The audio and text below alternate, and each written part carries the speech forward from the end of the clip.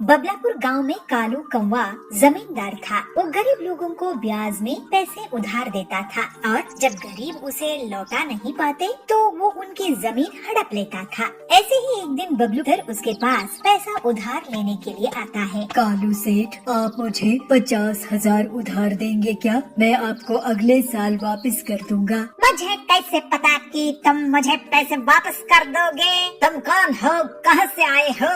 मैं यही इसी जंगल में रहता हूँ, गरीब किसान हूँ, छोटी सी जमीन है मेरी। अच्छा, तो तुम मुझे अपनी जमीन गिरवी रख दो, मैं तुम्हें पैसे उधार दे दूंगा। ठीक है, मेरी 10 एकड़ जमीन आप गिरवी रख लो। ठीक है, यहाँ अंगूठा लगाकर पैसे ले जाओ।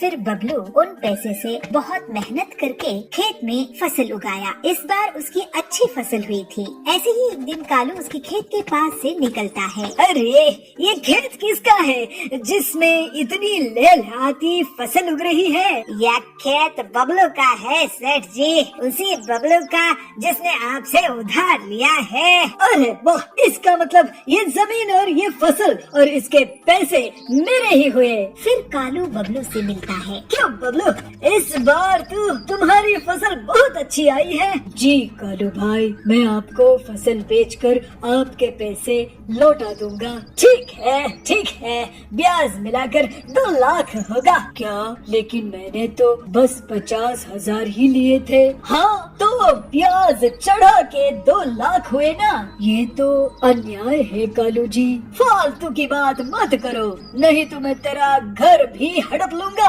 नहीं, आप मेरी जमीन ही ले लो, मैं आपके पैसे नहीं चुका पाऊंगा। शाम में बबलू अपने घर गया और अपनी पत्नी पीलू को सब कुछ बता दिया।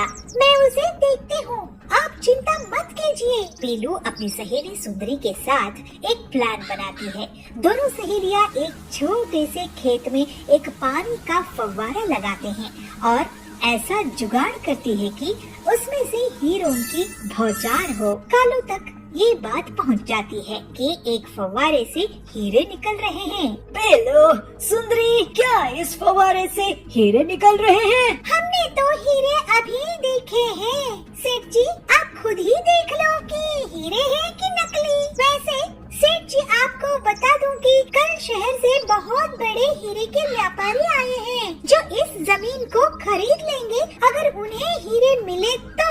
ऐसा क्या? तो एक बार मुझे दिखाओ, हीरे है कि नहीं। चलाओ फव्वारा। फिर पीलू और सुंदरी फव्वारा चलाते हैं और उसमें से सच में हीरे निकलते हैं।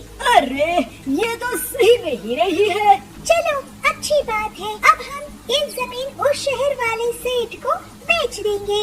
नहीं, ये जमीन तो मुझे चाहिए। लेकिन आपके पास इतने पैसे हैं क्या सेठ जी? चाहे इसके लिए मुझे अपनी पूरी जमीन जायदाद बेचनी पड़ जाए, लेकिन मैं इस जमीन को खरीद के ही रहूंगा। ठीक है, ये लीजिए इस जमीन के कागजात, आपकी पूरी संपत्ति के बदले में ये जमीन। फिर कालू अपनी पूरी संपत्ति, जमीन, जायदाद, गाड़ियाँ, हवेली उसके नाम कर देता है और हीरे का फव्वारा वाला जमीन ले लेता है। अगले दिन कुछ लोग उस फव्वारे के पास इकट्ठा होते हैं तो कालू शोर मचाने लगता है। हीरे ले लो, हीरे, इंटरनेशनल क्वालिटी के हीरे। जरा हमें भी तो दिखाना, हीरे कैसे हैं? ये देखो। फिर कालू फव्वारे को शुरू करता है, लेकिन उसमें से धूल मिट्टी निकलती है। कालू खांसने लगता है। अरे, ये क्या? पीलू ने मुझे लूट ली, बर्बाद कर दी।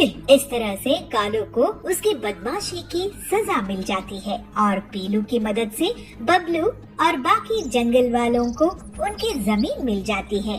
फिर सब खुशी खुशी रहने लगते हैं। नाचो खुशी से, बारिश आ गई, अब स्कूल जाने में बहुत मजा आएगा।